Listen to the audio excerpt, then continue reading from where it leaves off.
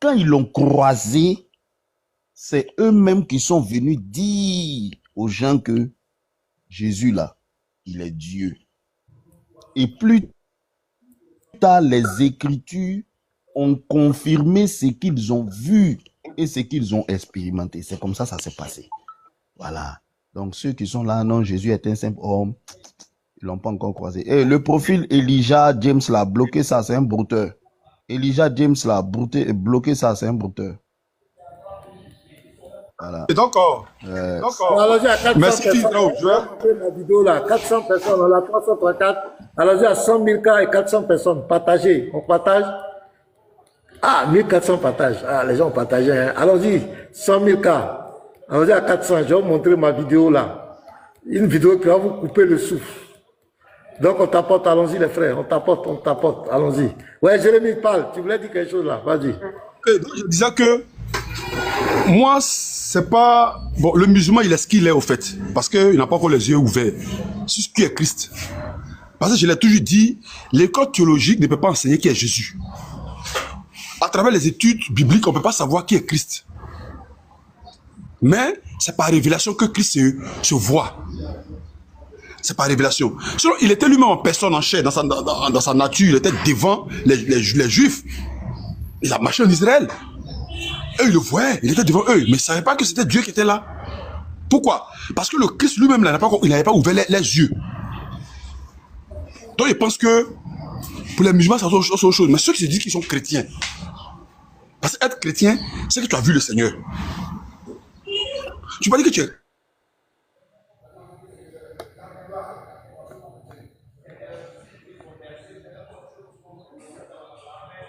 Jérémy, tu bugs, hein?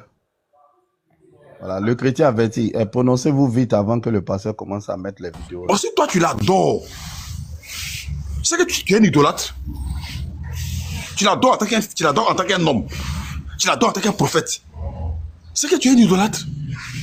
Or, nous disons que Jésus est le Dieu tout-puissant. Voilà pourquoi nous, on l'adore. Et c'est à son nom, on fait toutes choses.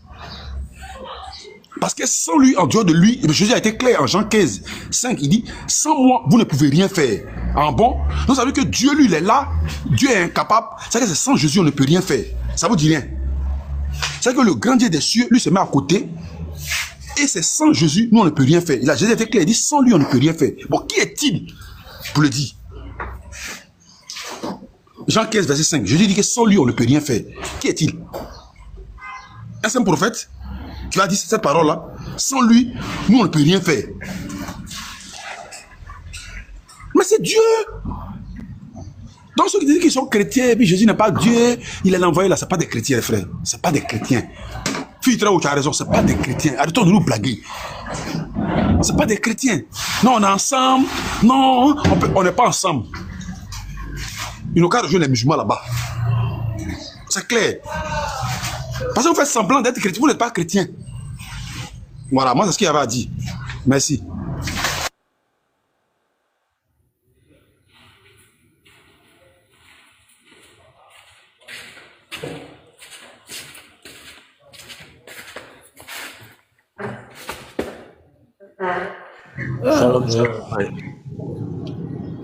Mais pourquoi tous les autres descendent comme ça?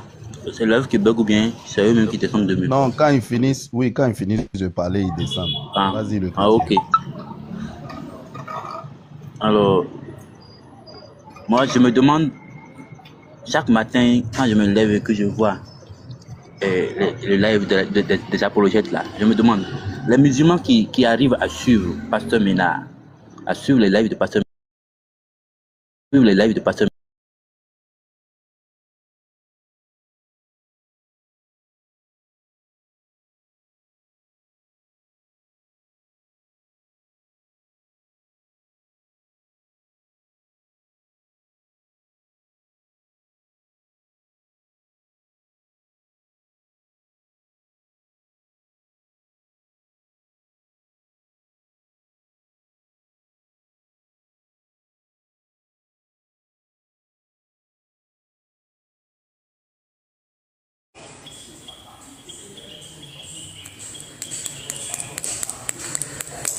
Tout le monde est descendu, hein?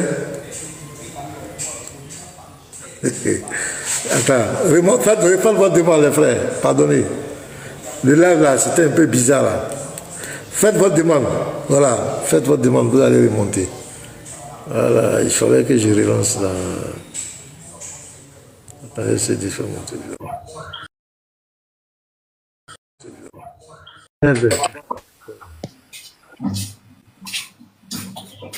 C'est bon, on m'entend? Les gars, tapotez, hein?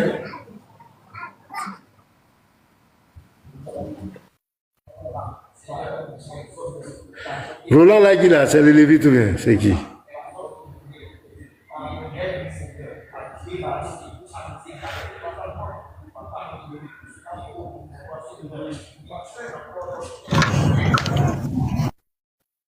Tapotons, allons-y à 100 000, voilà, on atteint les 100 000. On tapote, on tapote. Ah.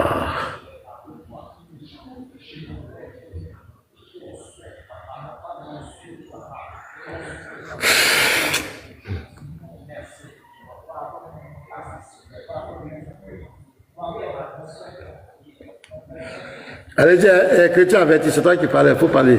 Il faut parler. Oui, c'est moi qui parlais. Je disais simplement, un musulman qui arrive à suivre le live de la voix du Christ, des apologètes sur TikTok, et qui se croit encore dans la vérité, moi je me mets à leur place et puis je me dis, toi tu as découvert que ton prophète a été ensorcelé, celui que tu suis a été ensorcelé, mais tu continues à le suivre quand même. Moi je ne sais pas comment ils arrivent à rester dedans. Comme le pasteur le dit souvent, on dirait que c'est un envoûtement quoi. Tu as découvert que ton prophète a couché avec une fille de 9 ans, mais tu continues, c'est que tu persistes à le suivre quand même. Comment tu peux arriver à faire cela?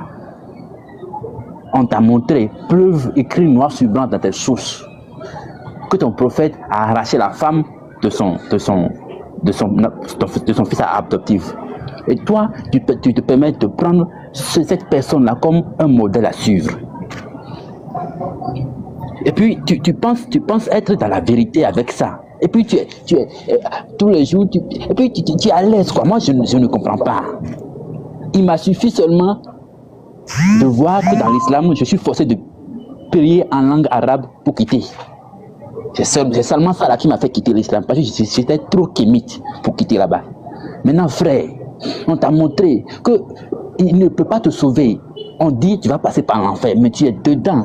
Il faut quitter là-bas. On ne peut pas te forcer. Tu as la tête pour réfléchir. Tu fais quoi là-bas? Musulman qui est en commentaire, je te parle à toi.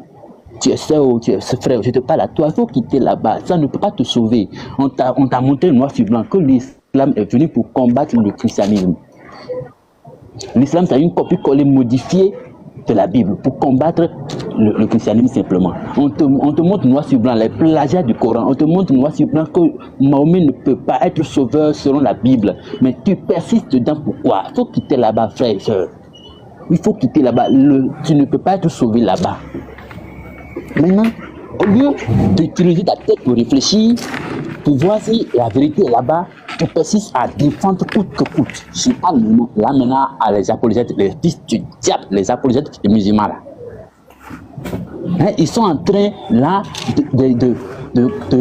d'envoyer la masse en enfer.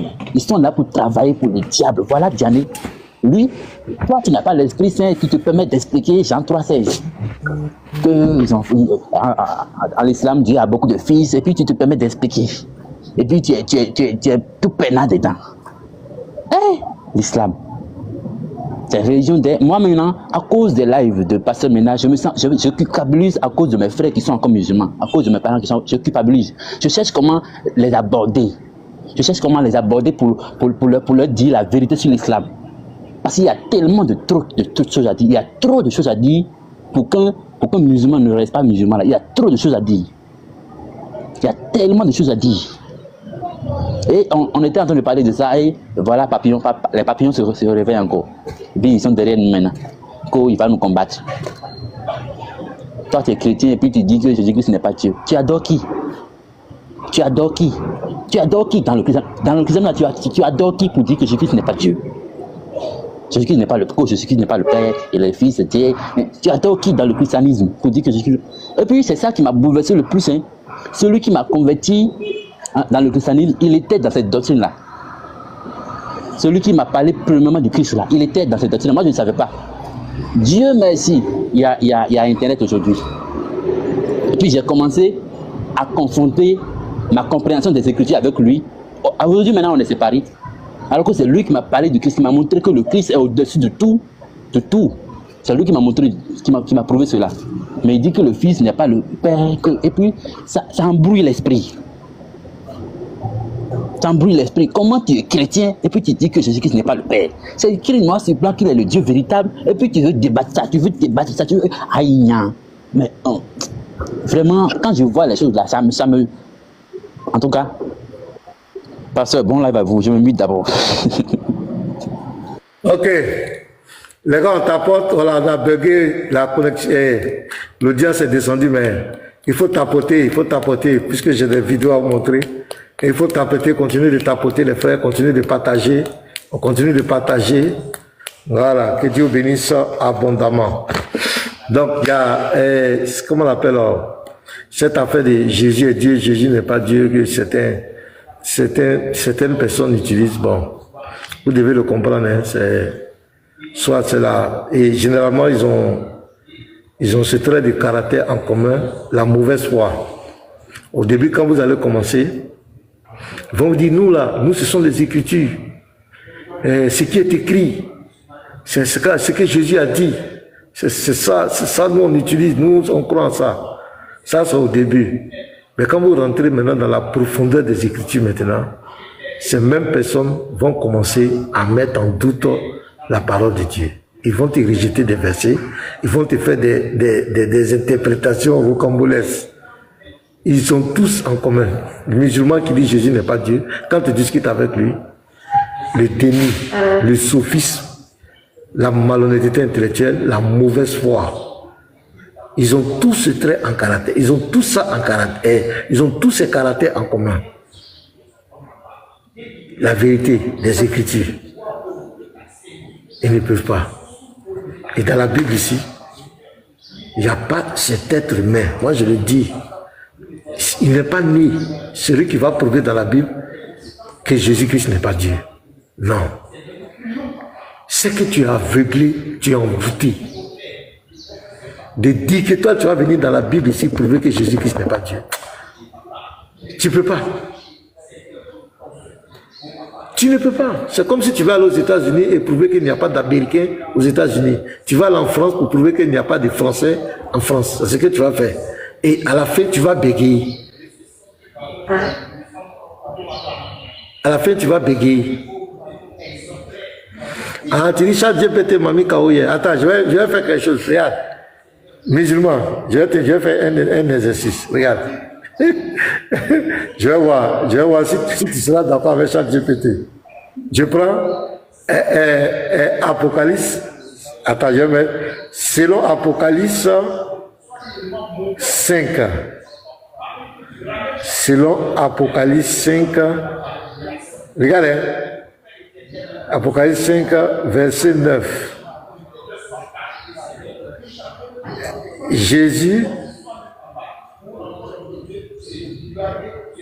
Jésus-Christ est-il mort? Est-il mort pour le péché, pour les péchés de l'humanité, pour les péchés de tous les hommes, pour les péchés... Attends. Pour les péchés de tous les hommes. Je tape comme cela. De tous les hommes. Et je vais lire ce que ChatGPT dit. Toi, musulman, tu comptes sur ChatGPT pour me mettre KO. Voilà. Je vais lire. Voilà. Il va citer le verset. Apocalypse 5, verset 9 dit, et il chantait un cantique nouveau en disant, tu es digne de prendre le livre et d'en ouvrir les sceaux, car tu as été émoulé et tu as racheté pour Dieu par ton sang les hommes de toute tribu, de toute langue, de tout peuple et de toute nation. Voilà. Écoute, monsieur ChatGPT m'a mis KO. Ce verset affirme que Jésus a été sacrifié, immolé et qu'il a racheté des hommes de toute tribu, de peuple et de toute tribu, de tout peuple, de toute langue et de toute nation. Cela signifie qu'il a offert son sacrifice pour les personnes de toute origine. Toutefois, le texte ne précise pas explicitement s'il est mort pour tous les hommes sans exception ou pour un groupe particulier. Certains interprètent ce passage comme une preuve que son sacrifice est universel pour tous, tandis que d'autres y voient une indication qu'il est efficace seulement pour ceux qui croient en lui. D'autres passages bibliques comme Jean 3,16, Dieu a tant aimé le monde qu'il a donné son Fils unique, sont souvent cités pour soutenir l'idée que Jésus est mort pour tous. Tu comprends? Jésus est mort pour tous. À l'inverse des textes comme Matthieu 26, 28, c'est ceci est mon sang qui est répandu pour beaucoup pour la rémission des péchés. Laisse entendre que son sacrifice est destiné à un groupe spécifique, les croyants, ceux qui croient en sa mort, sa résurrection. Tout dépend donc de l'interprétation théologique que l'on donne. Donc ici, ChatGPT dit que Apocalypse 5, verset 9, Jésus est mort d'abord pour les péchés. Est-ce que tu es d'accord? Est-ce que tu es d'accord avec ça? Et il est mort pour tous les hommes. Mais seulement il faut croire. Est-ce que tu crois à ça, mon frère? Je prends encore. Je dirais dans ChatGPT. Selon Apocalypse 22. Apocalypse 22, verset 13. Jésus-Christ est-il Dieu? Je tape encore. Jésus-Christ est-il Dieu? Voilà, je tape ça. Regarde, on va lire.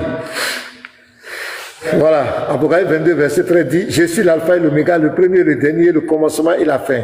Ce titre, l'alpha et l'oméga, est utilisé à plusieurs reprises dans l'Apocalypse pour désigner Dieu. Après 1, 8, 21, 6. Cependant, d'après 22, 12, 16, c'est Jésus qui parle, notamment au verset 16. Moi, Jésus, j'ai envoyé mon ange. Ok, je continue. Si Jésus revendique ce titre divin, cela signifie qu'il s'identifie à Dieu. Tu es d'accord? Mais c'est ChatGPT Mami Kaou. De plus, les passages comme Jean 1.1, au commencement était la parole était avec Dieu, et la parole était Dieu, et Jean 10, moi et le Père, nous sommes un, renforce cette compréhension que Jésus est Dieu. Ainsi, selon Apocalypse 22, verset 13, et d'autres passages bibliques, Jésus-Christ est présenté comme Dieu. C'est une affirmation clé de la doctrine chrétienne de la Trinité. Ceux qui croient que Jésus croit à la Trinité, qui enseignent que le Père, le Fils, Jésus et le Saint-Esprit sont un seul et même Dieu. Donc chaque GPT te dit clairement que selon Apocalypse 22, verset 13, Jésus-Christ, il est Dieu. Est-ce que tu es d'accord avec ça? Chaque GPT dit selon Apocalypse 5, verset 9, Jésus est mort pour les péchés. Il est mort. Est-ce que tu es d'accord avec ça? Tu comprends? Le texte que moi j'ai lu hier là, Apocalypse 5, verset 7, et je suis descendu, je t'ai montré. Chaque GPT a donné son opinion. Mais quand tu lis la suite du verset, où Jésus, on dit celui qui est assis sur le trône, et l'agneau reçoivent la louange, l'honneur, la gloire et l'adoration, c'est pour te dire que c'est la même entité. Parce qu'il n'y a pas deux personnes dans le ciel, il n'y a pas d'autres personnes dans le ciel qui reçoivent l'adoration. Il n'y a qu'une seule personne qui reçoit l'adoration. Celui qui est assis et l'agneau, les deux reçoivent l'adoration, la loi et la gloire. C'est pour dire que c'est des personnes, mais ce sont des rôles différents qu'il est venu jouer. C'est clair? Donc, ton chaos dont tu parles là, c'est dans ta tête. C'est dans tes rêves. Voilà, s'il vous plaît, posez aussi la question, qui est le Père dans Jean 14, verset 7 à 9 là? On va voir. Qui est le Père dans Jean 14, verset 7 à 9? Donc, chaque GPT lui il donne son avis, et puis souvent, c'est selon les opinions chrétiennes. Maintenant, chaque GPT ne peut pas être au-dessus de ce qui est écrit. C'est ce que vous devez comprendre. Chaque GPT peut donner un avis, mais si l'avis ne rentre pas dans le sens de ce qui est écrit, nous on ne prend pas. Mais s'il donne une explication qui rentre dans le sens de ce qui est écrit, on est d'accord. C'est toi, c'est la même chose toi, musulman. Si tu montes ici, je dis, chaque GPT a dit, Apocalypse 5, verset 9, que Jésus est mort pour les péchés de tous les hommes. Est-ce que toi tu vas accepter? Tu vas accepter ce que Jean-Thévé t'a dit? Honnêtement, est-ce que tu vas accepter? Tu vas pas, il n'y a pas d'accepter. Tu peux pas? Tu ne vas jamais accepter parce que ça va contre la doctrine. Ça va contre le Coran. Tu ne vas pas accepter. Mais si je te dis que Mohamed est un vrai prophète, tant qui est venu pour l'humanité, tu vas dire, voilà, je suis d'accord. Voilà. Parce que ça va, ce que ChatGPT t'a dit, quand ça va contre ta foi, tu vas rejeter. Donc, ne t'étonne pas que nous aussi, certaines opinions de ChatGPT, on les rejette parce que ça va contre notre foi. ChatGPT n'est pas, c'est pas Dieu qui parle. C'est un outil, quelqu'un qui donne son opinion sur les choses. Donc, il ne peut pas me mettre KO. Puisque le verset dont on a traité hier, là, quand tu vas au verset 11 jusqu'au verset 14, on te dit que celui qui est assis et l'agneau sont adorés au même titre. Donc, ça soutient que c'est la même personne qui joue des rôles différents. Parce qu'au ciel, il n'y a pas deux personnes qui seront adorées. Il n'y a pas deux personnes qui reçoivent la gloire et la louange. Il n'y a pas deux. Il n'y a qu'un seul Dieu. Pourquoi l'agneau et celui qui est assis, au verset 13, au verset 14, reçoivent la même louange, reçoivent la même adoration, reçoivent la même gloire? Pourquoi? Ça doit te faire réfléchir. Même Jésus-Christ a dit que tu adoreras ton Seigneur Dieu, lui seul. Jésus-Christ l'a dit devant Satan. Mais pourquoi Voilà, Jésus a dit qui est Allah? Tu vas voir, ChatGPT va donner la définition. Maintenant, si on dit l'étymologie du mot Allah, regarde par exemple, étymologie,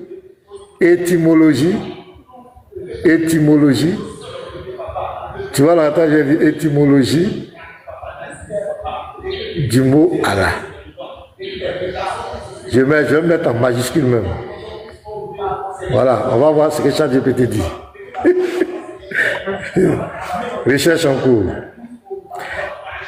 Voilà. Le thème Allah est le mot arabe désignant Dieu. Son étymologie provient probablement de la contraction de l'article défini arabe Al.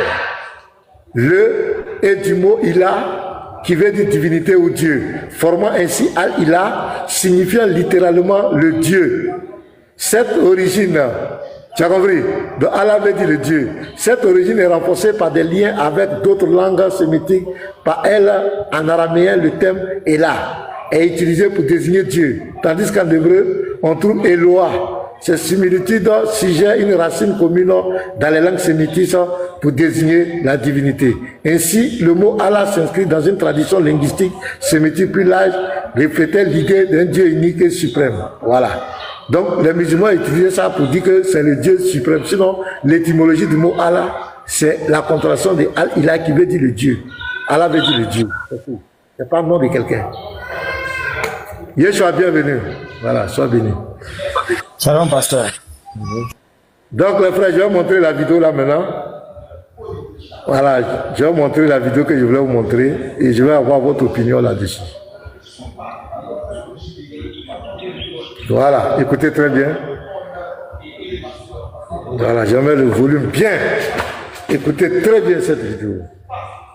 18, verset 1 et suite, on dit il y a 3 anges qui sont venus parler à Abraham, et puis voilà, il y avait Gabriel, il y avait Raphaël, et puis il y avait Michael.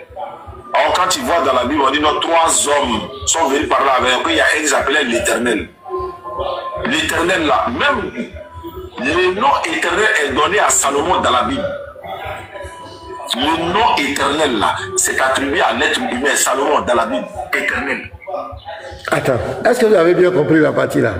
J'ai crié ici sans savoir, j'ai crié ici. Yes, sir. Est-ce qu'il y a fait là? Il n'y a pas folie, il n'y a pas quelqu'un de nous fou dans cette affaire là. C'est un menteur. Je reprends. Écoutez très bien. Tout ça, ça compte la divinité de Jésus. Je reprends. Genèse chapitre 18, verset 1 et suite, on dit il y a 3 anges qui sont venus parler à Abraham, et puis voilà, il y avait Gabriel, il y avait Raphaël, et puis il y avait Michael. Alors quand tu vois dans la Bible, on dit nos 3 hommes sont venus parler avec eux, il y a un qui s'appelait l'Éternel. L'Éternel là, même le nom éternel est donné à Salomon dans la Bible. Le nom éternel là, c'est attribué à l'être humain, Salomon dans la Bible, éternel. L'éternel est attribué aux anges. Dieu est attribué même à Iblis. Dieu est attribué aux hommes dans la Bible. Seigneur est attribué à Dieu, Seigneur est attribué à l'homme dans la Bible. Éternel est attribué à l'homme, éternel est attribué dans la Bible. À l'homme, à Dieu. Ça veut dire quoi? Yeshua, avant que je continue. Waouh, les frères même sont dépassés. Waouh, tout le monde dit waouh. Ça, je vais faire une petite vidéo sur ça. Je vais publier sur Facebook et TikTok. Ça. Là où on est arrivé maintenant, là où on est arrivé là, ah, les frères, ça devient dangereux. Et Salomon est appelé l'Éternel dans la Bible. Salomon. Il n'a qu'à donner le verset là. Le mot éternel est en plus éternel. Ça c'est quoi? Il y a un qui dit quoi? C'est quoi? Il dit ça, un autre level. Ouais, ça arrive à un autre level. Il a trouvé le nom là-haut. Yeshua, tu as quelque chose à dire? Les frères, ce type-là, ne vous étonnez pas qu'un jour, il commence à parler seul dans les rues, hein, parce que ça devient très très sérieux. Salomon est appelé l'Éternel dans la Bible. Salomon, l'Éternel. L'Éternel. Salomon est appelé l'Éternel dans la Bible. Ce qui me fait mal le plus, c'est parce qu'il est suivi. Il est suivi et puis il va faire gober ça à plusieurs musulmans qui ne connaissent pas la vérité. Que Salomon, et les musulmans ne veulent pas vérifier, hein. Salomon a appelé l'Éternel dans la Bible. On peut mentir comme ça. Il dit le mot éternel a attribué à l'être humain dans la Bible. C'est quel être humain qui s'appelle l'éternel? Dans la Bible, le mot éternel est appliqué 6038 fois. Mais l'éternel, il n'y a que le seul éternel. Il n'y a pas un homme qui peut dire qu'il est l'éternel. Il ne va jamais montrer ça jusqu'à la fin de ses jours. Et tout ça, c'est pour mentir. Tout ça, c'est pour mentir sur la Bible. Et c'est parti de Genèse 18. Regardez, il va prendre le houmage pour prendre l'interprétation rabbinique. C'est un rabbin qui a donné son avis.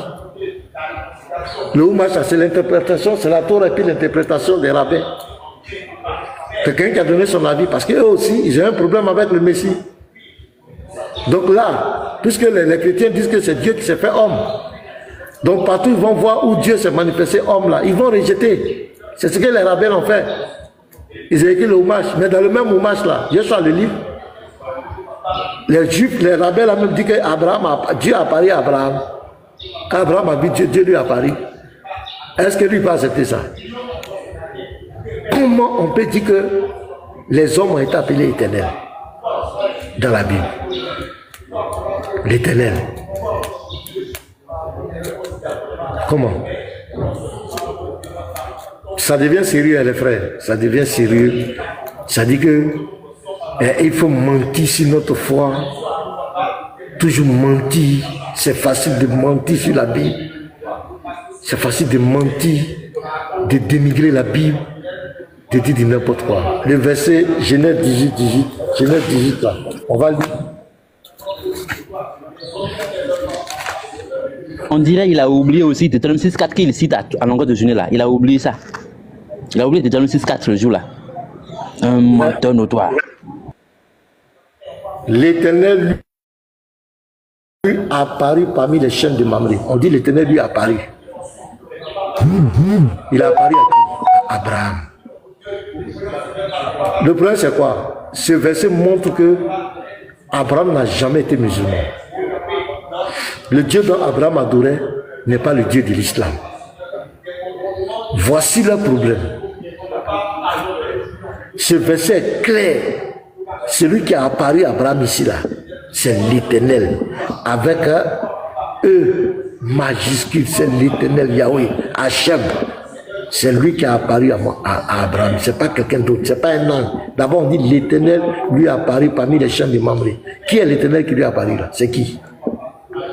C'est qui? C'est Gabriel, c'est Raphaël, c'est Michael, ou bien c'est Séraphin, mais Raphaël, je ne sais pas c'est qui. L'Éternel qui a apparu ici là, avec E majuscule là. C'est un ange, c'est Gabriel. Regardez comment des gens mentent. Pourquoi vous mentez? Pourquoi vous mentez?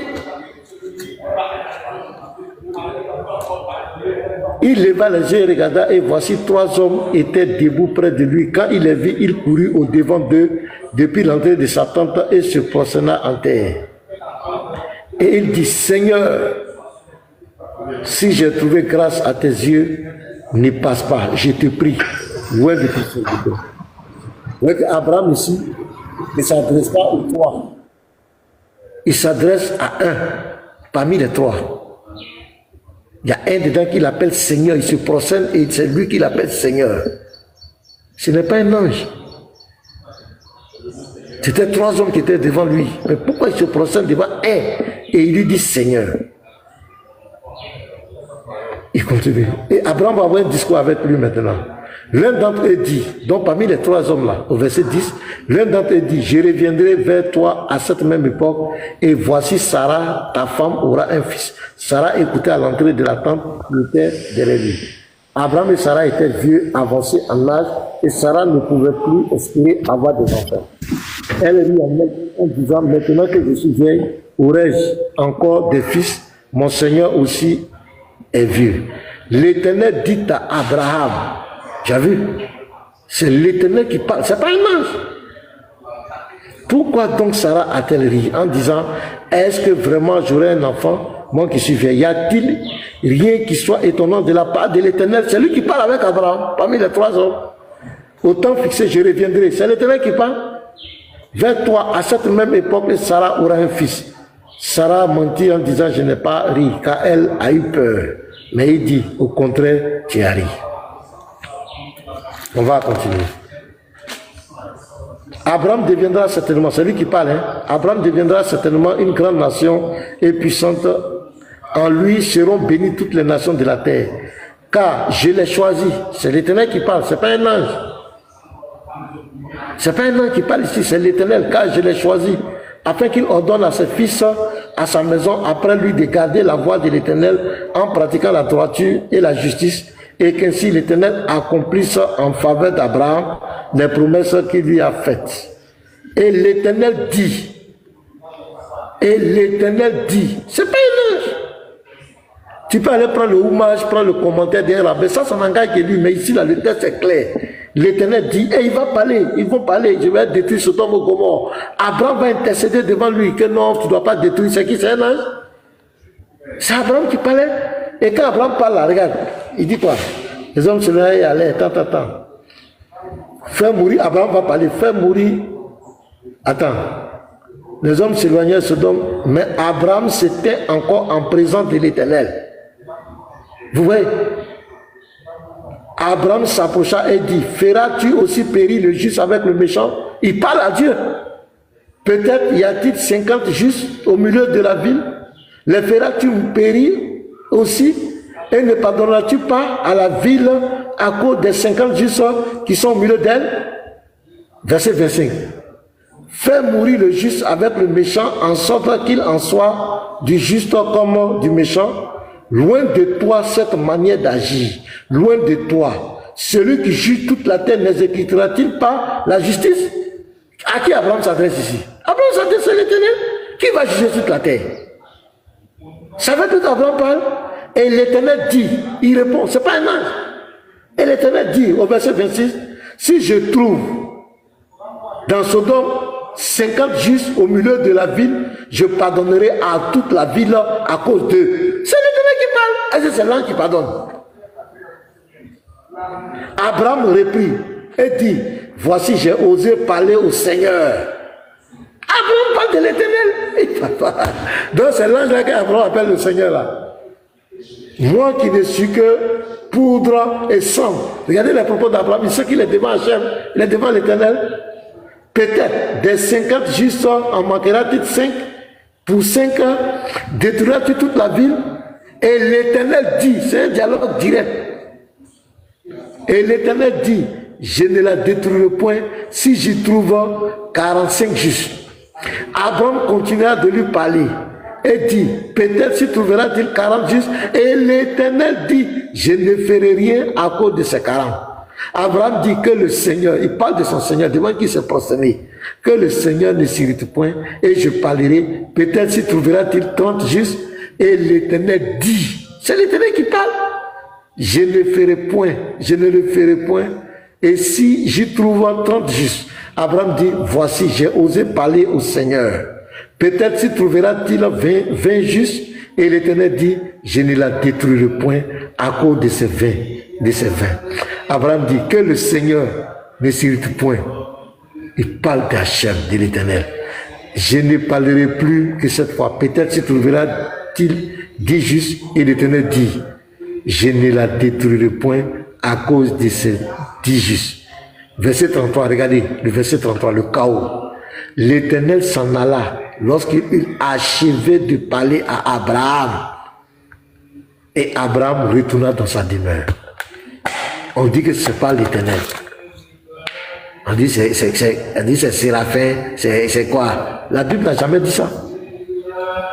Est-ce que la Bible a parlé de Séraphin? Vous voyez comment les gens manipulent les gens, et à cause de ça, parce qu'on dit Dieu a pris la forme humaine. À cause de pour s'opposer à ça, il va aller prendre le truc là. Il va aller prendre le livre des Juifs là, les commentaires rabbiniques là, pour venir contrecarrer. Il dit que Salomon est appelé l'Éternel. Je vais reprendre la vidéo, mes frères. Vous allez écouter, c'est terrible. On reprend. Regardez. Chapitre 18, verset 1 et suite, on dit il y a 3 anges qui sont venus parler à Abraham, alayhi salam. Et puis voilà, il y avait Gabriel, il y avait Raphaël, et puis il y avait Michael. Alors quand tu vois dans la Bible, on dit non, 3 hommes sont venus parler avec eux. Il y a un qui s'appelait l'Éternel. L'Éternel là, même le nom éternel est donné à Salomon dans la Bible. Le nom éternel là, c'est attribué à l'être humain, Salomon dans la Bible, éternel. L'éternel est attribué aux anges. Dieu est attribué même à Iblis. L'éternel est attribué aux anges. C'est écrit où? L'éternel est attribué à Salomon. Il dit Dieu est attribué. Mais dans le Coran, on parle de Dieu. Est-ce qu'on ne parle pas de Dieu? Il y a les dieux qui existent. Mais ce sont les faux dieux. Mais il y a un seul vrai Dieu. Il raconte quoi? Il dit Dieu est attribué aux hommes, Dieu est attribué. Oui. Mais dans le Coran là, comment on appelle, Pharaon dit qu'il est Dieu. Pharaon dit qu'il est le très haut dans le Coran.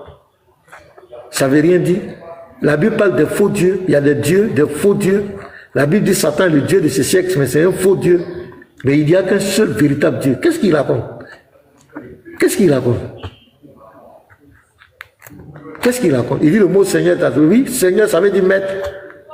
Il y a des hommes qu'on appelait maître, Seigneur. Mais le Seigneur des Seigneurs, le Seigneur avec grand S, c'est le seul Seigneur, l'Éternel. Donc, il parle de quoi? Le monsieur parle de quoi? Il est tellement chose, comment on appelle? Il est tellement manipulateur que lui-même, il ne fait pas attention même à ce qu'il dit, tellement que le mensonge est dans son sang. Tu as vu, c'est pas bon. Je vais faire une vidéo bien, je vais le corriger, je vais publier ça sur Facebook, TikTok. Voilà, je vais faire ça. C'était pour vous montrer simple. Yeshua, tu es là? Est-ce que Yeshua est là? Attends, je vais faire monter les gars. Le Yeshua est un peu occupé là. Ouais, chrétien averti, tu as la parole, hein, si tu veux parler.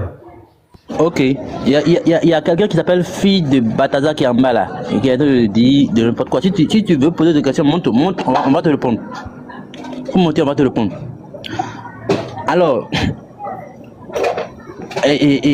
vaut mieux ceux qui aiment Diané là, ils n'ont qu'à l'emmener dans un hôpital psychiatrique. C'est vous qui l'aimez là, amenez-le là-bas. Hein? Afin de défendre Allah là, ça c'est en train de le transformer. Il est en train de devenir fou. Parce qu'on ne peut pas défendre un Dieu qui défend. Voilà ce que ça donne quand on défend un Dieu qui envoie un prophète pédophile. Voilà ce que ça donne quand on défend un Dieu qui envoie un prophète qui puis ensorceler. Voilà ce que ça donne. C'est qu'on n'est plus normal dans la tête. Voilà ce que ça donne quand on défend un Dieu comme ça. Alors, les musulmans, j'ai une question pour vous aussi. Il y a des musulmans sur le panel.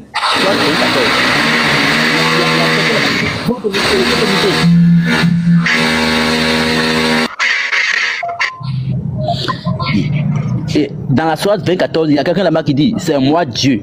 Nous, on veut connaître le nom de ce Dieu-là. Celui qui dit c'est moi Dieu là, nous on veut connaître son nom. S'il y a des musulmans sur le panel, répondez-nous. Salut. Allons-y.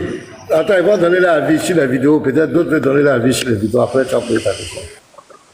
Ok, la question c'est quoi? Oui, bonjour. Est-ce que pour toi, dans la Bible, là, il y a Salomon s'appelle. Est-ce qu'ils ont donné le nom éternel à Salomon?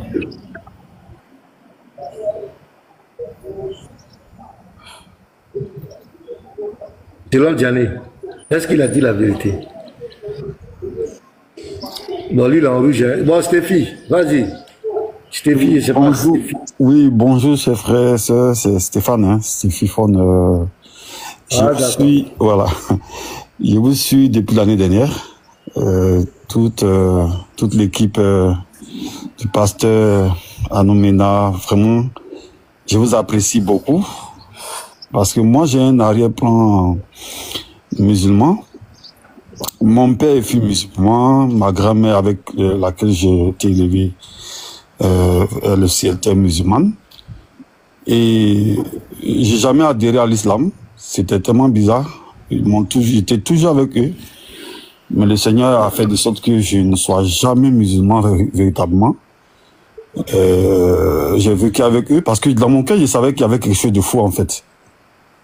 Jusqu'à ce que je rencontre vraiment le Seigneur. Et par la grâce de Dieu, mon père est décédé en 2020. Mais avant de décéder, il a accepté le Seigneur. Et vraiment, je vous encourage parce que tout le travail que vous êtes en train de faire, ça paye. Ça paye. Je pense qu'il y a des gens qui acceptent le Seigneur. Des musulmans qui se convertissent aujourd'hui dans presque toutes les familles, il y a des musulmans. Que tu sois Guéré, Baoulé, Bété, tout ça, il y a des gens il y a des musulmans parmi tous. En tout cas, l'islam est rentré dans beaucoup de familles. Donc, juste pour vous encourager, le travail que vous faites, ça paye. Que Dieu vous bénisse. Que Dieu bénisse le pasteur Anomena. Je t'apprécie beaucoup, beaucoup. Moi aussi, c'est un pasteur. Continuez. C'était tout. Merci. Plaisir à partager. Allons-y, Étienne Bamou, tu as la parole. Oui, bonjour. Si tu es là, tu peux prendre la parole. Hein. Oui, bonjour à tous. Oui, bonjour à tous. J'espère que vous allez bien. Alors, moi, je voulais juste, la vidéo que vous avez relayée tout à l'heure, d'Oustage, parce que ce que j'ai à dire à la communauté aujourd'hui, c'est que le gars, en fait, il s'est levé, il s'est réveillé, il pense que parler français signifie parler le français ou comprendre le français. Il essaye je pense que lui-même, actuellement, je commence à suivre le gars. Il est en train de mettre en place une arnaque. Les gens ne comprennent pas. Il a même demandé à sa communauté de cotiser pour lui. Il va acheter un fourgon. Comme ça, il va commencer à se déplacer pour aller, évangéliser dans des villages. Le gars, si on comprend réellement ses explications, c'est quelqu'un qui ne sait d'où il vient, d'où il va. Il essaye d'expliquer la Bible. Il comprend pas. Et je pense que lui aussi, il s'était permis de suivre quelques vidéos peut-être de ses grands frères ou de ses dévanciers. Donc, il lit pas la Bible. Alors que la Bible, pour comprendre réellement les Écritures, il faut pas uniquement prendre un seul verset. C'est comme, souvent j'aime le dire, c'est comme lire un document. Quand tu commences par la conclusion, tu vas jamais comprendre l'idée du document, en quelque sorte. Donc, le gars, il prend des versets bibliques sans comprendre d'abord le contexte. Le verset parle de quoi, et même remonter un peu pour voir le chapitre, on est dans quelle partie de la Bible et quel contexte. Et il se base sur ça pour contrecaler un peu des chrétiens. Et quand il fait ses lives, il prend des versets, ouais, tu vois, Jésus est homme, Jésus est temps, Jésus est temps. Et aujourd'hui, je me dis que ceux qui suivent ces personnes, ce ne sont pas des intellectuels. Parce que quand tu es intellectuel, au moins quand on te donne des versets, prenez le temps d'aller vérifier dans la Bible. Est-ce que, par exemple, ce qu'il a dit tout à l'heure, que voilà, Salomon a été appelé éternel dans la Bible. Au moins, ceux qui sont conscients et qui sont intellectuels, ces personnes prennent la Bible et commencent à lire les versets qu'il a donnés. Est-ce que c'est vrai? Mais aujourd'hui, beaucoup sont des suiveurs. Ils suivent tout ce qui se passe. Ils n'essayent pas non seulement d'aller chercher pour voir la vérité. Parce que moi, je suis quelqu'un, même quand les pasteurs, moi, je fais des débats parfois avec des pasteurs, des chrétiens. Quand tu me dis un truc, je te demande, c'est écrit où? Tu me donnes le verset et puis je pars, je vérifie. J'ai parlé avec un pasteur, par exemple, on a discuté sur un truc que lui-même, il est dans le ministère depuis 20 ans, il n'avait pas compris le verset. Et quand il m'a dit, je lui ai demandé c'est écrit où, on est allé, je lui ai expliqué ce que veut dire le verset. Et après, il m'a dit, ça fait 20 ans que je prêche, mais j'ai jamais compris. En fait, c'est quelque sorte, en fait, si Dieu parle de renouvellement de l'intelligence, c'est ça. C'est vraiment pour ne pas être des suiveurs. Quand il y a un souci, c'est comme quand il y a des échos. Il y a des gens qui partagent des fake news. C'est comme ça aujourd'hui où ça se fait. On partage des fake news. Il faut pas être là juste pour comprendre. Quand on vous dit aujourd'hui, peut-être, je prends un exemple, ils avaient annoncé que Alassane Ouattara était décédé. Et ceux qui ont cru, des personnes qui ne cherchent pas, ils ont cru, ils ont commencé à partager le poste pour dire repose en paix, repose en paix. Et aujourd'hui, que ça soit musulman, il y a beaucoup de musulmans qui sont dans ça. Quand il y a des fake news, au lieu d'aller chercher, lire pour comprendre, ils se limitent qu'à ça. Et ça, je pense que c'est la perdition. Et ces personnes-là, il faudrait vraiment qu'on prie pour eux. Parce qu'ils ont lavé un peu le cerveau. Il y a beaucoup de musulmans qui sont dans ça. Quand il y a des fake news, au lieu d'aller chercher, lire. Voilà, en tout cas, c'est ce que je voulais dire et je vous remercie toujours, je vous suis, et même au boulot, je vous suis. Quand même, le boulot que vous faites, franchement, c'est pas donné à n'importe qui vient se mettre devant des gens pour débattre, pour expliquer des choses. Que Dieu vous bénisse et que Dieu bénisse l'équipe et continuez, ne lâchez pas. Je pense que c'est votre mission pour venir expliquer un peu le mensonge que les gens sont en train de s'aimer dans ce monde. Et c'est bien, si le diable est en train de peupler l'enfer, nous, on doit aussi peupler l'enfer. Et ça passe par ce que vous êtes en train de poser comme acte. Que Dieu vous bénisse et que Dieu bénisse l'équipe. Amen. Sois béni. Allons-y. Sat. C'est ça mon S-A. Ouais, vous avez oui, salut. Bonjour, pasteur. Bonjour, Sat. Oui. Oui. Bon, j'avais fait la demande, ça dirait. Yeshua, si tu es là pour me faire signe. Hein? Oui, pasteur, je suis là. Ok, donc ils vont donner la vie et puis on va donner la parole. Voilà, vas-y, Sat. Un apport. C'était pour donner un apport. Une fois, j'avais vu un débat où l'autre, là, Ismaël Aka, il se plaignait que dans la Bible, il n'y a pas le mot drogue. C'était cet apport que je voulais faire. Voilà, mais bon, après, j'ai vu la vidéo de Oussa Diané, c'est vraiment pathétique. Voilà, mais bon, en fait, c'est l'apport que je voulais faire concernant la drogue. Et pour dire que ce mot, la Bible parle de la drogue en réalité. Je ne sais pas si ça peut aller. Ouais, donne le verset, on va voir. Oui, c'est dans Galates 5, 20. Galates 5, verset 20. Galates 5, 20, on parle de Est-ce que le mot R-O-G-U-E là est écrit dedans? Est-ce que le mot est écrit littéralement? Non, non. Non, voilà, c'est pour dire que le mot qui est utilisé ici pour la magie, le deuxième mot, la magie, voilà, le mot grec c'est pharmaké. Et pharmaké, ils ont traduit par magie parce que c'est une substance en son temps qui amenait les gens, lorsqu'ils consommaient cette substance-là, ça les faisait ressentir des sentiments un peu magiques. Voilà, ça parle un peu du cat. Il y a une feuille qu'on appelle le cat. Voilà, quand les gens consomment ça, c'est comme une drogue.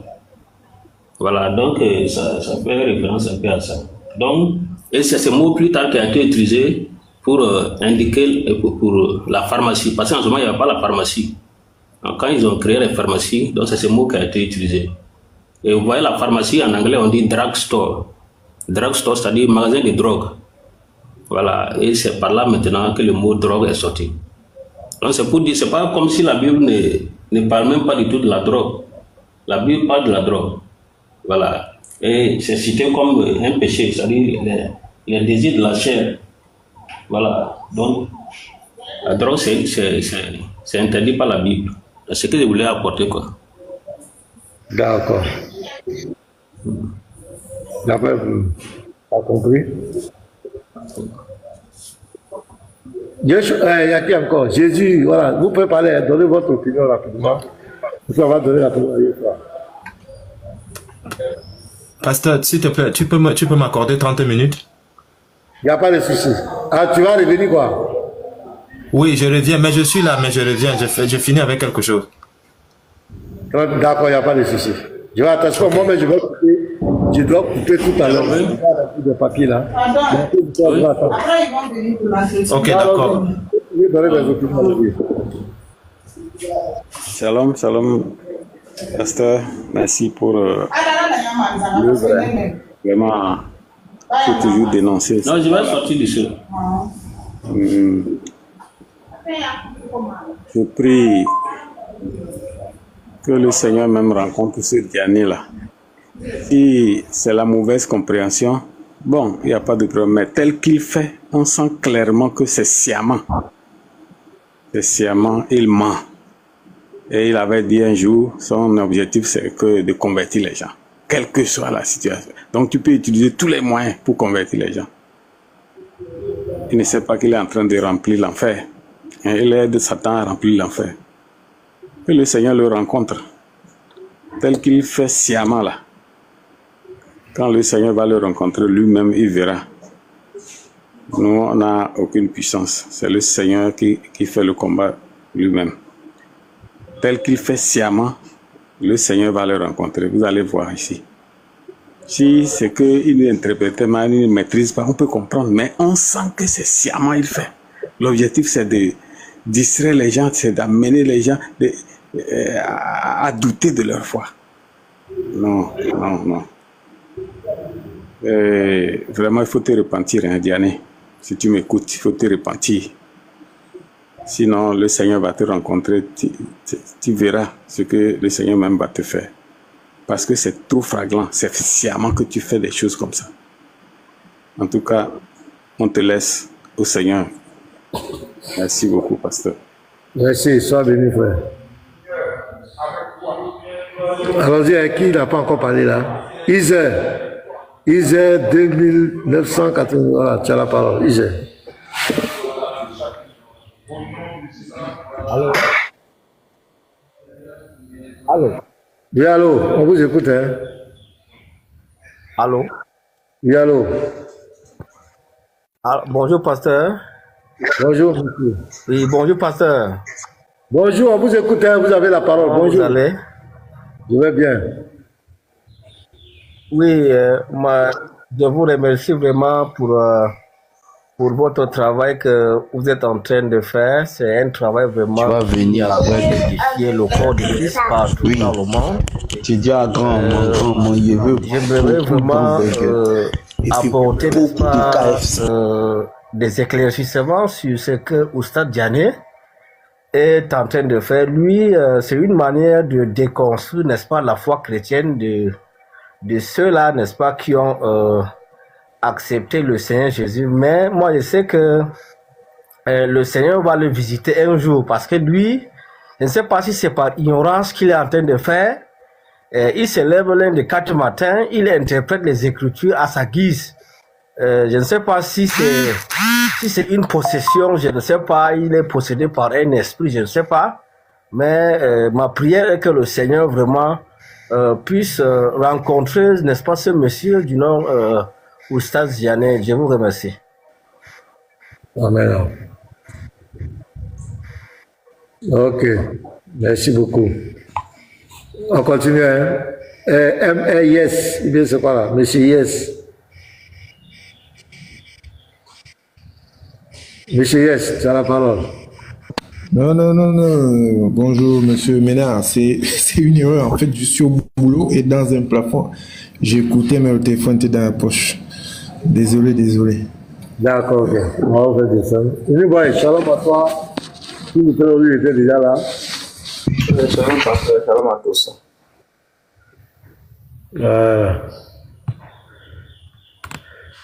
Bon, préparez-vous un goûter là. Il y a un qui va là.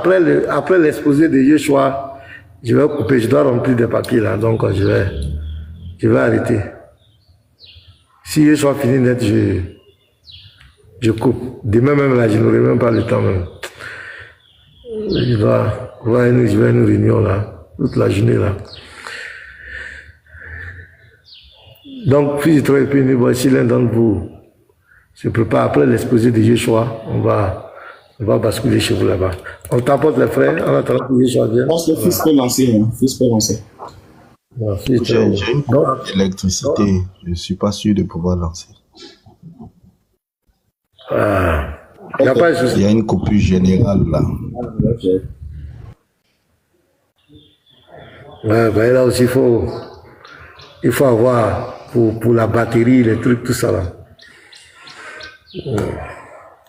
Yeshua, est-ce ou bien il est là, il n'est pas encore là.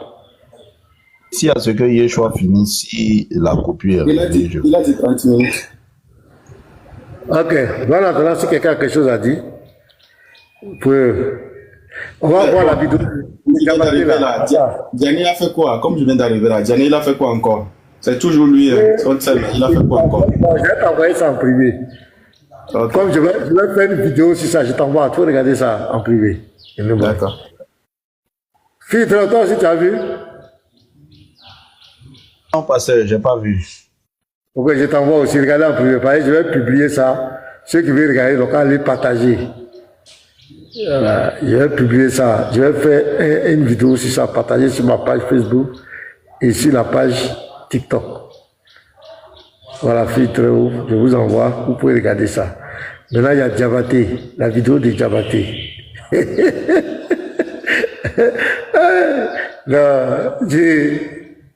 Voilà, c'est ça qu'elle a, non? Ouais, Diabaté. Il y a ici. Je vais vous présenter Diabaté aussi. On souffre, les gens là. Voilà, c'est ça qu'elle a. Oh, ça joue pas. Non, parce que je n'attendais plus. Tout était créé par lui en tant que serviteur de Dieu, ou encore tout était créé par lui en tant que Dieu. Donc, Israël pose la question à Diabaté, notre oustad Diabaté, pour lui dire, dans Colossiens 1, là, verset 16, on dit que tout a été créé par Jésus, par lui et pour lui, là. Il a créé ça en tant que serviteur ou bien en tant que Dieu. Écoutez, les gens là, on souffre avec eux. Qu'est-ce qu'on est à la fin de divinité de Jésus, grand homme. Je réitère encore mes propos sur ce que je suis en train de dire. J'ai dit que je vais te donner un enseignement sur ce que tu n'as pas compris sur ce verset-là. Tu es pasteur, mais tu n'as rien compris de ce verset. Pourquoi je le dis? L'arrogance. Ils ont tous ce trait.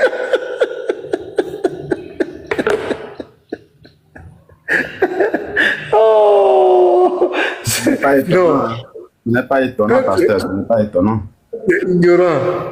Quand tu es ignorant et que tu ne sais pas que tu es ignorant et tu crois que les autres sont ignorants, c'est ce que ça donne. Un ignorant patenté à la limite un illettré. Regardez comment il parle à Bible. Il dit tu es pasteur, mais moi je vais passer. Pourquoi ils sont comme cela même?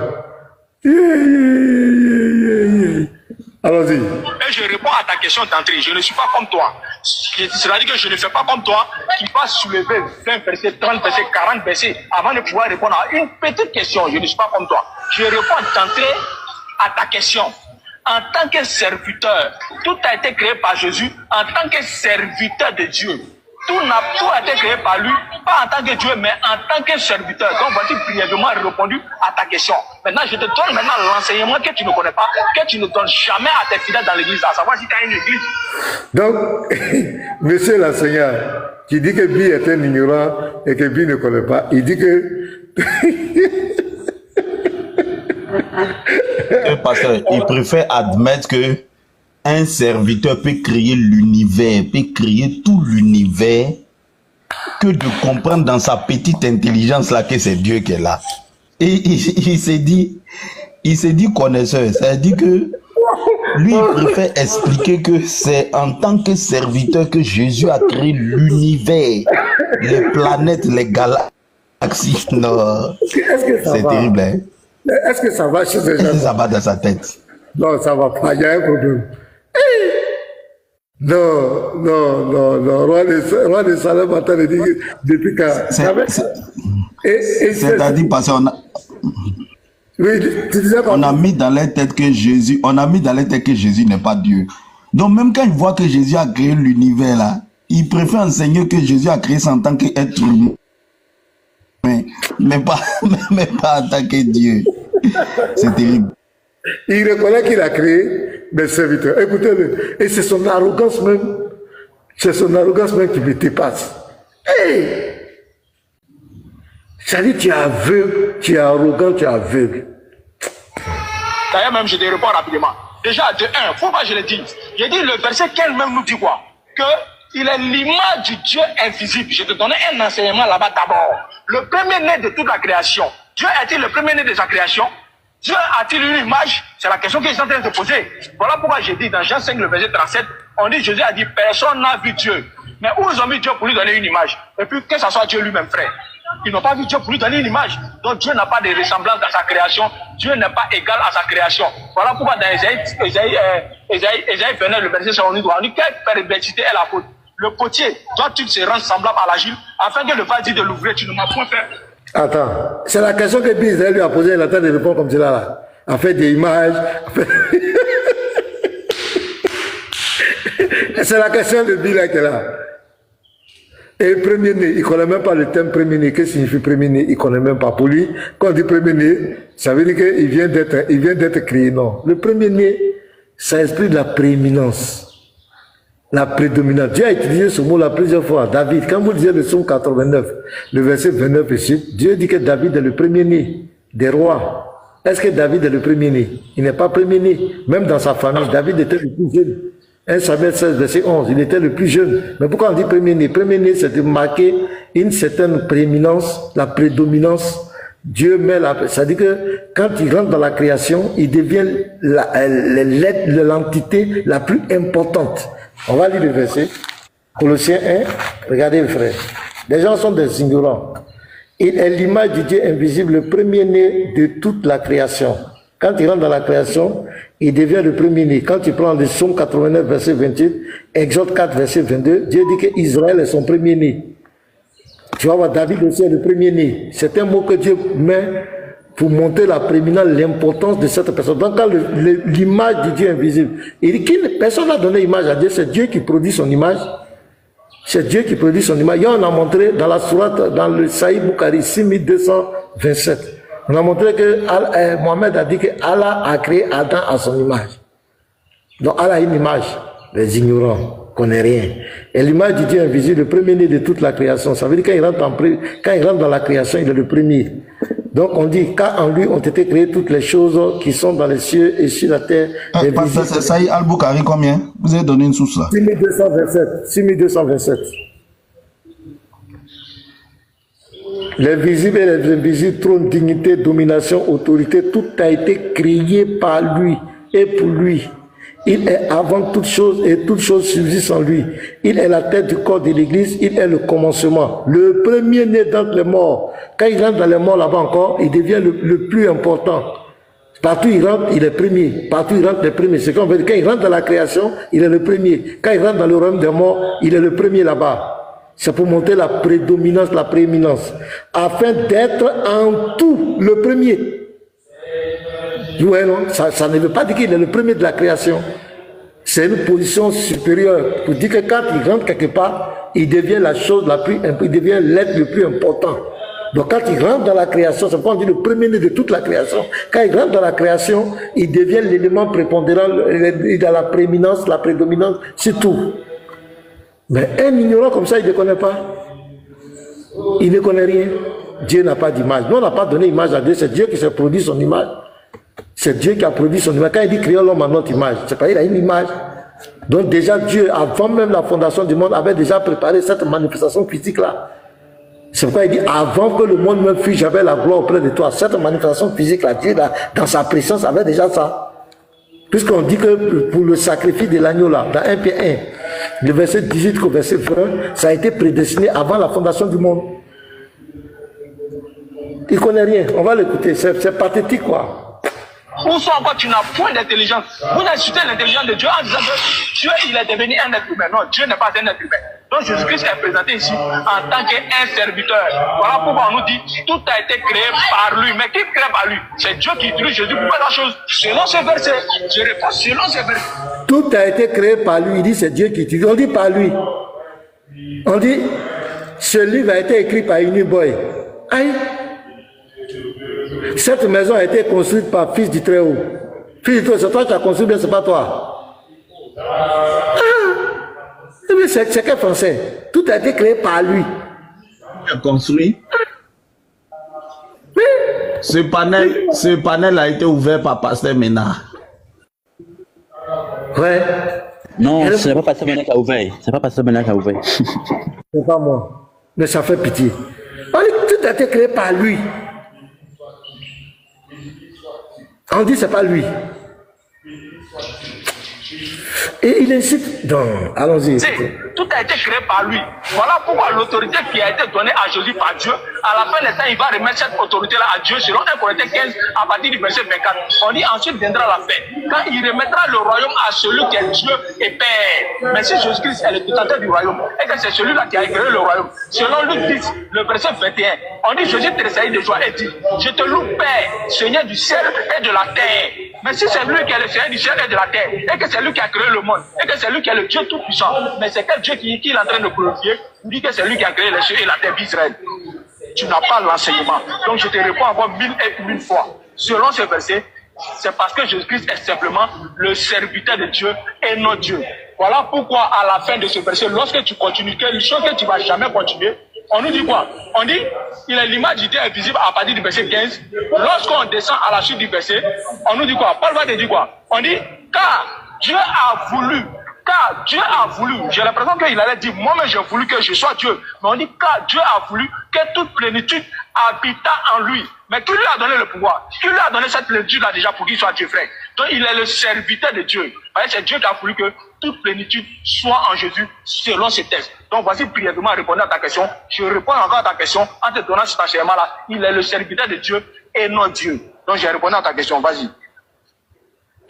Shalom mon frère Diabaté, sois béni au nom de Jésus-Christ. Au moins Diabaté reconnaît que le monde a été créé par Jésus. Mais en tant que serviteur de Dieu, je sais que moi, on va lancer aux gens que quand tu es serviteur de Dieu, Dieu crée le monde par toi. Je sais que je ne vais pas quelque part une sourate coranique parce qu'il est musulman. Que le monde aussi été créé par Muhammad. Que Allah a créé le monde par Muhammad parce que Muhammad est le serviteur d'Allah. Que le monde a été créé par Moïse parce que Moïse est le serviteur d'Allah. Je dis Jésus est la parole de Dieu. Au commencement était la parole était avec Dieu et la parole était Dieu. Donc tu reconnais maintenant que la parole est Dieu parce que tu dis que c'est par le Fils que le monde a été créé. Mais en tant que serviteur. Or, quand tu prends le livre de choses, Somme 33, verset 6, on dit, les cieux ont été faits par la parole de l'Éternel et toute leur armée par le souffle de sa bouche. Somme 33, verset 6. Faut noter, les cieux ont été faits par la parole de l'Éternel, par la parole de Dieu. Donc Jésus-Christ est Dieu, est la parole de Dieu. Donc les cieux ont été reconnu que les cieux ont été faits par Jésus. Les cieux ont été faits par Jésus. En Hébreu 11, verset 3. C'est par la foi que nous reconnaissons que le monde a été formé par la parole de Dieu. En sorte que ce qu'on voit n'a pas été fait des choses visibles. Donc il reconnaît que le monde a été fait par Jésus. Par Jésus qui est la parole de Dieu en tant que serviteur de Dieu. Non, parce que je n'attendais plus. Tout était... Claire, il a reconnu que c'est Jésus qui a tout créé. Maintenant, il voulait marmailler. Il a reconnu, il n'a pas nié. Maintenant, il dit il était serviteur. Mais il contredit même le Coran, parce que le Coran ne dit pas qu'il y a un serviteur qui a créé. Si Jésus a créé le monde, qui a créé toutes choses, c'est qu'il n'est plus Dieu. Il n'est plus serviteur. Tu dois comprendre qu'il n'est plus serviteur. C'est le Dieu tout-puissant qui est là. Il prend les versets, il tourne ici, mais le verset est clair. Dans ce que je voulais vous montrer. Yeshua, tu es là? Il n'est pas encore là. Vous avez quelque chose à dire, allez-y. Elle dit, pasteur, moi-même, il y a un truc que je ne comprends pas. C'est-à-dire, vous voyez, le Coran dit que Allah est l'apparent. C'est-à-dire, quelqu'un qui est l'apparent, mais qui ne peut pas apparaître. Moi, je n'ai jamais compris cette contradiction. Allah dit qu'il est l'apparent. Ça veut dire qu'il a le pouvoir d'apparaître. Les musulmans disent non, Dieu ne peut pas apparaître. Si Dieu apparaît, il n'est plus Dieu. Mais comment quelqu'un peut s'imaginer que Dieu, qui est invisible, qui est ineffable là, il peut pas, il n'a pas la capacité d'apparaître. Comment le cerveau peut accepter ça? Moi, je ne comprends pas. Moi, j'ai jamais, toujours je suis assis, j'ai réfléchi, je me dis, mais Ils ont quel genre d'intelligence, ces gens? Quand vous leur demandez, Dieu est tout puissant, ils disent oui. Est-ce que Dieu peut faire tout ce qu'il fait? Tout ce qu'il veut, il dit oui. Est-ce que Dieu peut apparaître? Non. Est-ce qu'il est possible au Dieu invisible de faire en sorte que il apparaisse et que l'œil de l'homme puisse voir une réalité? Oui. Quand tu lui poses ce genre de questions, avant de répondre, tu sais à qui il pense? C'est à Jésus, il pense. À partir de pense à Jésus. Il pense à Jésus. Il devient malhonnête. Il commence à être malhonnête. Ben, il est programmé pour nier ça. Vas-y, frère. C'était juste pour préciser ça. C'est tellement clair, pasteur. C'est-à-dire que ils savent que Dieu peut apparaître s'il veut. Mais comme ils pensent à Jésus, vous allez voir qu'ils vont commencer l'attaque. Ils vont commencer l'attaque. Non, Dieu ne peut pas. Hier, sur mon panel, il y a le frère DFC qui a posé la question. Où est Mohamed? On dit il est auprès d'Allah. On dit il est auprès d'Allah où ça? On dit, ils disent il est auprès d'Allah au paradis. On demande mais Allah au paradis? Il dit non, Allah n'est pas là-bas. On dit mais Allah est où? Il dit non, on ne sait pas où Allah est. Ah! Voilà un Dieu. On ne sait pas où il est. On ne sait pas comment il est. Il ressemble à rien. Il n'a pas de nom. Il n'est rien.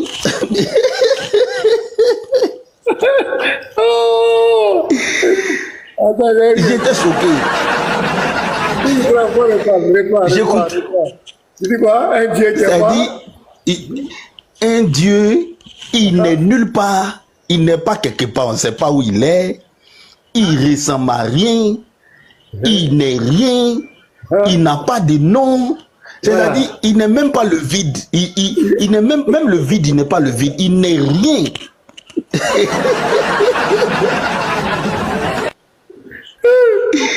Vous voyez, quand vous leur demandez, on dit il est partout. Mais partout là. Partout comment? Non, il est partout. Il est au paradis? Non, il n'est pas là-bas. Il est sur la terre ici? Non, il n'est pas sur la terre. Bon, il est où? Non, il est partout. Il est au paradis. Si on va au paradis, on le voit? Non, on ne va pas le voir. Donc, on ne va jamais le voir d'éternité en éternité. Ça veut dire qu'on va rentrer dans l'éternité où le temps ne finit pas là. On ne va jamais le voir. On va rester dans le vide comme ça, dans le billard, comme l'apôtre Elvis dit. On va rester dans le billard comme ça. C'est tellement ridicule leur croyance là. Il n'a pas de nom, il ne s'est marié. Voilà. On dit il s'appelle comment? Il s'appelle Dieu. Faut ajouter, il ne parle pas aussi. Il ne faut pas oublier qu'il ne parle pas. Il ne parle pas. Personne ne peut entendre sa voix. Il ne parle pas. Il n'est nulle part. Quel est son nom? Son nom, c'est Dieu. Dieu là, est-ce que c'est le nom de quelqu'un? C'est qui est sûr, c'est comme ça, il l'appelle. Il s'appelle le Dieu. Ah! Non, c'est terrible. Et les gars croient en ça, hein. Les gars croient en ça, C'est trop terrible. On dit, Djibril est venu parler à Mohamed. Un Dieu qui n'a pas de nom, un Dieu qui n'a pas de parole, un Dieu qui ne ressemble à rien, un Dieu, on ne sait pas où il est. Bon, c'est quel Dieu ça? Nous, notre Dieu, fils de Dieu, notre Dieu, il parle, il a montré les preuves de son existence. Si tu demandes à un chrétien ton Dieu, il connaît qui est son Dieu. Il connaît son nom, il sait où il est quitté. Il peut te retracer les prophéties. Notre Dieu est devenu un homme, il a habité parmi nous. On a les preuves de son existence. Et il continue de parler. Regarde son nom. Son nom encore, son nom commence à continuer d'agir, à transformer des millions de vies. Des prostituées que le nom de Jésus a transformé. Des drogués, des prisonniers, des criminels, des gens qui n'avaient pas d'espoir, qui étaient désespérés. Le Jésus les a transformés. Notre Dieu, il agit, il parle, il se révèle aux gens. Combien de musulmans peuvent témoigner qu'ils ont entendu la voix de Jésus? Jésus s'est révélé à eux. Jésus les a guéris, les a touchés par son amour. Voilà un peu. Mais vous, votre Dieu, il est où? Il est où? Il ne parle pas, il n'apparaît pas. Il n'agit pas. C'est pourquoi vous êtes obligé de le défendre, vous êtes obligé de tuer les gens pour lui, vous êtes obligé de combattre pour lui. Nous, on ne combat pas pour notre Dieu. Nous, on vient prêcher la parole comme il nous a donné. Mais nous, on ne va jamais lancer fatwa contre des gens, détruire lui là. C'est vous qui lancez les fatwas dans le monde pour tuer des gens, pour détruire des gens. Parce que votre Dieu est puissant. Il est incapable, il n'agit pas. Il n'agit pas. Il pleure. Il est un Dieu s'il est comme un bébé. Non, ne l'insultez pas, pourquoi il va se réveiller? Ne criez pas, pourquoi non, on le protège. Il ne peut rien faire. Donc, tu peux continuer. Le comme Jésus, si Allah apparaît, il va perdre sa puissance en même temps. Ça veut dire qu'on leur parle de Jésus là. Non, si Jésus est sur la terre, qui était au ciel? Ça veut dire que eux, leur Dieu là, s'il apparaît quelque part, automatiquement ça l'empêche d'être ailleurs. Vous voyez, ça c'est-à-dire que voilà la conception du musulman. Le musulman, pour que Dieu soit puissant, il ne faut pas qu'il apparaisse. Parce que apparaître implique automatiquement la perte de son omniprésence. Si Dieu se manifeste quelque part et que les gens le voient, ça veut dire que là où on l'a vu là, le fait qu'on l'ait vu par exemple à Yamoussoukro fait que ce grand Dieu là ne peut pas en même temps être à Paris. Pendant que le sorcier, pasteur, l'être humain qui est sorcier, il peut être à la fois en Côte d'Ivoire et puis se déplacer pour aller à Paris. C'est-à-dire l'être humain qui est être humain là, l'être humain qui est être humain, lui il a le pouvoir d'être par exemple dans sa chambre et puis en même temps de sortir dans la chambre de quelqu'un. Mais le grand Dieu qui a créé toutes choses là, si lui il apparaît quelque part, lui seul, lui qui a fait l'univers qui est grand là, il est le seul que lui s'il apparaît quelque part, il ne peut pas être en même temps quelque part. Donc vous avez des gens qui vous posent des questions bidons, mais s'il était sur la terre, qui a parlé au ciel? S'il était sur la terre, qui était dans le ciel en train de régner? Des questions bidons comme ça. Oui. Mais si nous admettons que... Les gens ignorent l'omnipotence de Dieu, hein? C'est ça, il dit très haut. Même nos cousins, qui, quand ils les entendent les raisonnements, la plupart, ils ont aussi ce problème-là. L'omnipotence de Dieu, l'omniprésence de Dieu, ils ne maîtrisent pas ce sujet. Pour eux, tout ce qu'ils lisent, c'est littéral. Donc lui qui parlait en haut là-bas, là, et puis lui qui est à terre là, pourquoi quand il parlait là-bas, là, c'est qui? Ils ne peuvent pas comprendre. Vas-y, tu es très haut. Oui, pasteur, regardez, même aujourd'hui, par la magie de la technologie, avec ce qu'on appelle le micro, je peux être dans ma chambre et puis installer un baf loin de moi. Et puis je suis dans ma chambre, je parle et puis on entend ma voix à distance. Vous voyez, même l'être humain, grâce à la technologie, il a aujourd'hui ce pouvoir-là d'être dans un endroit et de faire entendre sa voix ailleurs. Par la magie du téléphone, pasteur, je ne suis pas où vous êtes. Je suis dans ma position, je suis en train de parler. Tu es au Bénin. Je suis pas au Bénin. Moi je t'attends au Bénin. Tu es au Bénin. Voilà. Je suis en Côte d'Ivoire. Voilà. Regardez la science de l'homme. Je suis en Côte d'Ivoire, je suis en train de parler. On entend ma voix au Bénin. Ça, c'est grâce à la science de l'homme. Mais Dieu le Tout-Puissant, là, Dieu le Tout-Puissant, lui, il ne peut pas être sur la terre et puis faire entendre sa voix depuis le ciel. Regardez comment ils ne sont pas normaux. Regardez comment ces gens-là, ils délirent sans se rendre compte qu'ils sont en plein délire. Ils délirent sans se rendre compte qu'ils sont en plein délire. Moi, je peux accrocher ma photo dans mon salon et puis quitter ma maison, voyager. Je suis en voyage, mais ma photo, mon image est toujours présente dans mon salon. Mon image est présente dans mon salon. Vous voyez, aujourd'hui là, pasteur, par la magie de la technologie, la science est en train de créer ce qu'on appelle un hologramme. Un hologramme d'ici 10-15 ans, pasteur, maintenant vous serez chez vous là-bas. Et quand vous allez appuyer sur un bouton, je vais pouvoir voir pasteur Mena dans ma position ici, sous forme d'un hologramme. Et puis pasteur Mena va me parler. Je verrai pasteur Mena tous les mouvements que vous allez faire. Tous les mouvements que vous allez faire chez vous là-bas où vous êtes. Vous soulevez votre main. Je verrai, ça sera des images animées. L'homme est en train de travailler à ça. L'image ne sera plus une image fixe. Je peux rester chez moi à la maison et puis je vais animer des conférences partout dans le monde. C'est-à-dire, je me mets devant mon appareil. Les gens ont leur projecteur chez eux là-bas dans 5-6 pays. Je suis bien habillé. Et puis quand je parle là, mon image et les gestes que je suis en train de faire chez moi ici, en même temps, tous ceux qui sont là-bas vont me voir.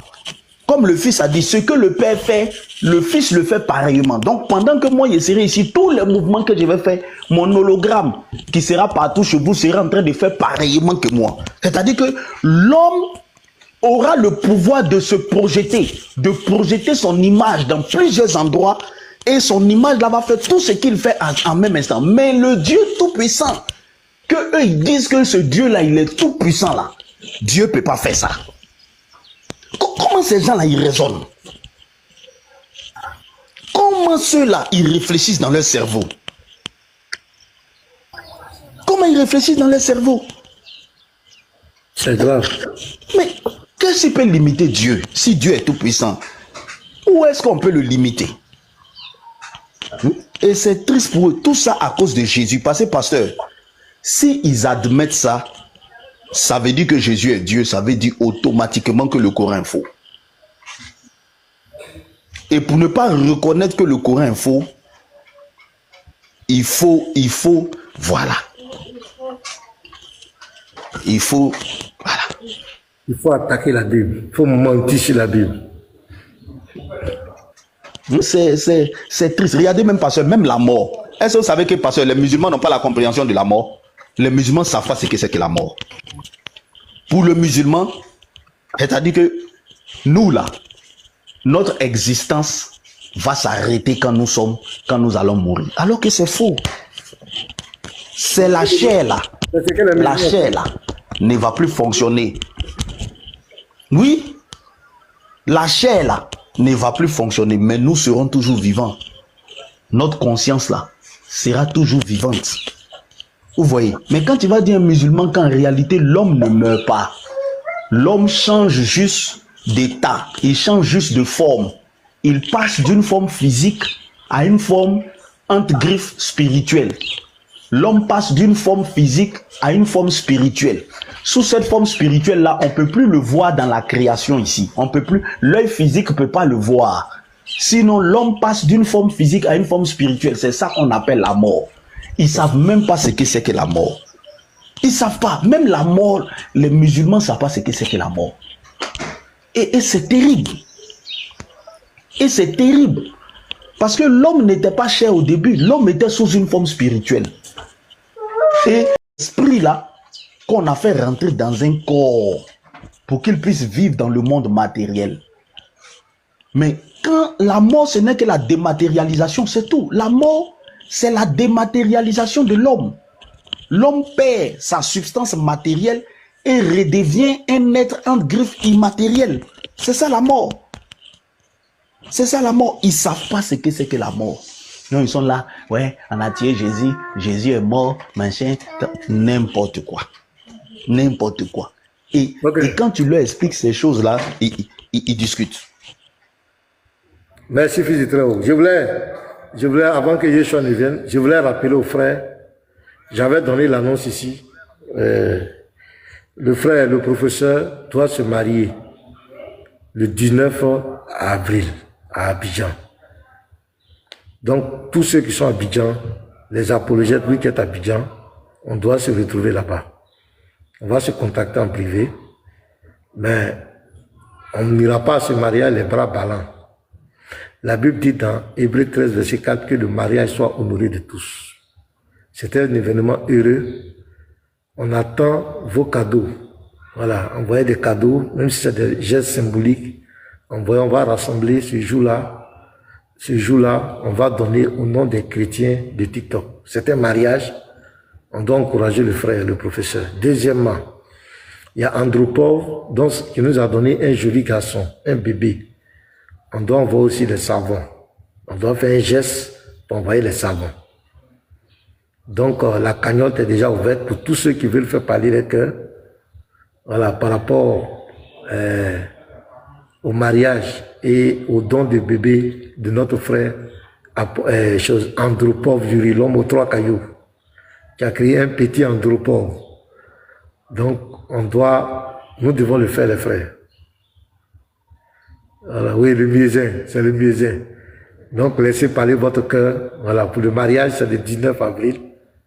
Moi-même, je serai physiquement là-bas. Par la grâce, c'est moi-même qui vais prêcher. Et sinon, seulement son témoin. Et c'est moi qui vais prêcher. Donc, il faut qu'on sera là-bas. C'est quelque chose de réel. Il avait programmé ce mariage. Il devait le faire depuis des mois passés. Mais c'est dans ce mois-là qu'il prend son congé, qui était un mois propice. Voilà, donc il prend son congé dans ce mois. Donc, ça lui permettra de préparer bien le mariage. Et nous, on va aller manger. Mais on ne peut pas aller les bras ballants. Donc, vous savez, on ne peut pas aller les bras ballants. Il faut qu'ils sentent, il faut qu'il y ait un cadeau, un don au nom de tous les chrétiens de TikTok. Voilà. Le numéro, non? Bon, vous allez envoyer ça. Attends, fils du Très-Haut. Est-ce fils du Très-Haut? Fils du Très-Haut, tu es à Abidjan actuellement, tu seras là à la date? En tout cas, jusqu'à dernière heure, je dois être là. Jusqu'à dernière heure, je dois être là. J'ai une mission le 15, mais ce n'est pas confirmé. Sinon, jusqu'à la preuve du contraire, je suis là. Parce que c'est pour recueillir les dons. Voilà, si c'est possible. Mais je ne veux pas que ça se focalise sur moi. Non, parce que c'est mieux que ça soit vous. C'est mieux que ça soit vous. D'accord, il n'y a pas de souci. C'est mieux que, parce que, voilà, c'est mieux que ça soit vous. D'accord, il n'y a pas de problème.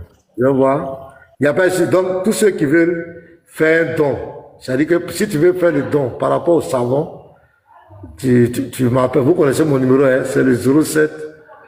Pour ceux qui ne sont pas en Côte d'Ivoire, le plus 225 07 09 11 74 96. C'est Orange Money, c'est Wave. Je reprends. Plus 225 07 09 11 74 96. C'est que si on va pouvoir là, les gens commencent à écrire. Donc tous ceux qui veulent faire le don par rapport au mariage, tu m'appelles. Tu dis non, j'envoie tel montant. Je vais écrire ton nom. J'envoie tel montant pour le mariage du frère, pour le don. Parce qu'on va faire ça ensemble. Mais là, si c'est pour le bébé, le savon de notre bébé, tu dis j'envoie. Bon, c'est des sommes, ça dépend de vous. Hein. Voilà, c'est pas des sommes faramineuses, mais ça dépend de vous. Faites-le quand on va mettre ensemble, on va faire le point, et puis on ira remettre à qui de droit. Il doit se marier. Lui-même, il ne voulait même pas annoncer, il ne voulait pas que ça soit un truc. Je lui ai dit non. Tu es un frère. Si tu fais le mariage que des frères entendent après que tu as fait le mariage, ils vont prendre ça mal. Il faut informer. C'est notre devoir en tant que chrétien. Dans les événements heureux, on doit être ensemble. Dans les événements malheureux, on est ensemble. C'est un événement heureux. 2 événements heureux. Mariage et naissance. Chacun doit faire parler son cœur. Donc c'est ça. De façon libre, ce que tu peux apporter, tu apportes. Et j'écris ton nom, tu m'appelles. Si c'est Wave là, il y a ton nom qui va apparaître là-bas. Je note, on fait le point et on va faire le cadeau au nom des chrétiens de